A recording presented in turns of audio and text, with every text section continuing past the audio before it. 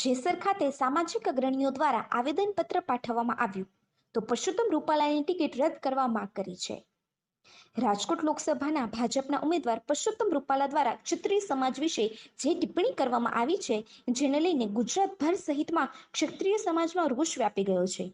ત્યારે જેસર ખાતે આવેદનપત્ર પાઠવવામાં આવ્યું હતું, જેમાં વિવિધ સમાજના આગેવાનો સહિત ઉપસ્થિત રહ્યા હતા અને મામલતદારને રજૂઆત કરવામાં આવી હતી તો પરસોત્તમ રૂપાલાની ટિકિટ રદ કરવામાં આવે તેવી માંગ પણ કરવામાં આવી હતી, જેમાં ગામડાઓમાંથી ક્ષત્રિય સમાજ, માલધારી સમાજ, ગઢવી સમાજ સહિત સમાજના આગેવાનો ઉપસ્થિત રહ્યા હતા અને રેલી યોજી આવેદનપત્ર પાઠવી રોષ વ્યક્ત કર્યો હતો।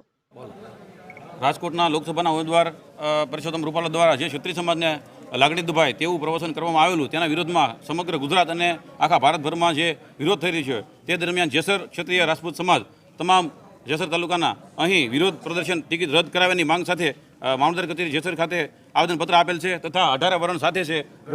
ગઢવીના જેસર તાલુકાના 12 ગામ હાજરમાં છે, માલધારી સમાજ હાજરમાં છે તથા તમામ વરણ ક્ષત્રિય સમાજની સાથે છે, તો ટિકિટ રદ થાય એક જ માંગ છે।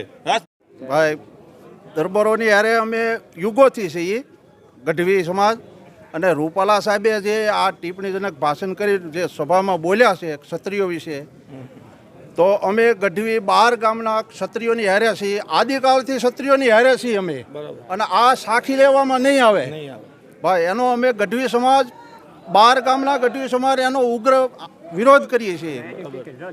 હા।